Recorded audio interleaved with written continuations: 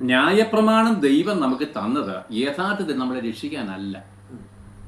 ന്യായപ്രമാണം എന്തുവാ? ഒത്തിരി ഉണ്ട്, 10-600 ചിലവാനുണ്ട്. എങ്കിലും എന്റെ കാതലായിരിക്കുന്ന 10 എണ്ണമാണ്. സ്വർഗത്തിലോ ഭൂമിയിലോ ഭൂമിക്ക് താഴെ സമുദ്രം യാതൊന്നിന്റെ പ്രതിമ, ഒന്നാമത്തെ കൽപ്പന. അപ്പൊ എന്താണ്? അതാണ് ഒന്നാമത്തെ കൽപ്പന.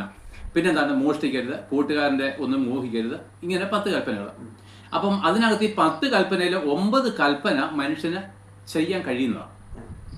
വ്യഭിചാരം ചെയ്യൽ നമുക്ക് ചെയ്യാതിരിക്കാൻ പറ്റുമല്ലോ. മോഷ്ടിക്കരുത് നമുക്ക് ചെയ്യാതിരിക്കാൻ പറ്റുമല്ലോ. അമ്മയപ്പന്മാരെ ബഹുമാനിക്കാൻ പറ്റുമല്ലോ. കൊല ചെയ്യരുത് നമുക്ക് ചെയ്യാൻ പറ്റുമല്ലോ. പക്ഷേ ഈ ന്യായപ്രമാണത്തിൽ ഒരു കാര്യമുണ്ട്. എന്താണെന്നറിയാമോ?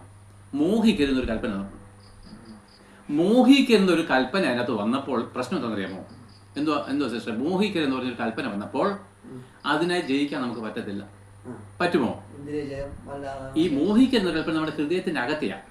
എന്ന് മാത്രമല്ല, ഇപ്പം ഞാൻ ഒരു കാര്യം, വ്യഭിചാരം ചെയ്യില്ലെന്ന് പറഞ്ഞൊരു നിയമം വന്നു. അപ്പോൾ അതുകൊണ്ട് ഈ പെൺകുട്ടിയെ കല്ലെറിഞ്ഞ് കൊല്ലാൻ പരീശന്മാരും പുരോഹിതന്മാരും എല്ലാം കല്ലെടുത്തു, ആപാലവൃത്തം കല്ലെടുത്തോണ്ട് എന്നില്ലേ?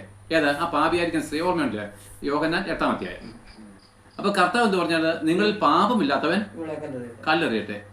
അപ്പൊ എന്താണ്? അവരെല്ലാം കല്ലിട്ടിട്ട് പോയി. കാരണം യേശുക്രിസ്തുവിന്റെ മുമ്പിലേക്ക് ഒരാൾ വന്നു കഴിഞ്ഞാൽ അവനെ തന്നെ വിധിക്കാനുള്ള കൃപയാണ് കിട്ടുന്നത്. അതിന്റെ കാര്യം എന്താണെന്നറിയാമോ? ഇവള് വ്യഭിചാരത്തിൽ ആയതുകൊണ്ടല്ലേ ഇവളെ പിടിച്ചു കൊല്ലാൻ കൊണ്ടുവന്നത്. പക്ഷെ കർത്താവ് പറഞ്ഞു, എന്താ പറഞ്ഞറിയാം? ഈ നേതാക്കന്മാരും പരീശന്മാരും പുരോഹിതന്മാരും എല്ലാം പറഞ്ഞു, ഒരു പുരുഷൻ ഒരു സ്ത്രീയെ മോഹിക്കേണ്ടതിന് നോക്കിപ്പോയാൽ നീ അവളോട് വ്യഭിചാരം ചെയ്തു. അങ്ങനെയാണെങ്കിൽ ഇരിക്കുന്ന മഹാപുരോഹിതനും എല്ലാം കുറ്റക്കാരനാണ്.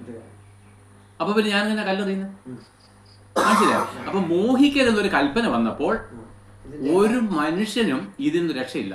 ഇത് അകത്തൊന്നും വരുന്ന കാര്യമില്ലേ? അപ്പൊ തൊട്ട് അങ്ങനെയാണെങ്കിൽ പാപം ചെയ്യാത്ത ഒരു വ്യക്തി പോലും ലോകത്തിലില്ല.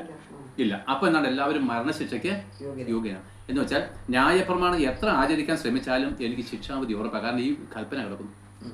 അപ്പൊ ഞാൻ എങ്ങനെ രക്ഷപ്പെടും?